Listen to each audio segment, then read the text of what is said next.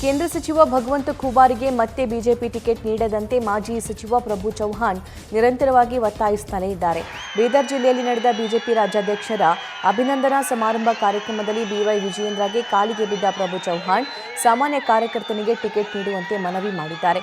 ಈ ಮೂಲಕ ಪರೋಕ್ಷವಾಗಿ ಖೂಬಾಗೆ ಟಿಕೆಟ್ ನೀಡದಂತೆ ಸಂದೇಶ ರವಾನೆ ಮಾಡಿದ್ದಾರೆ.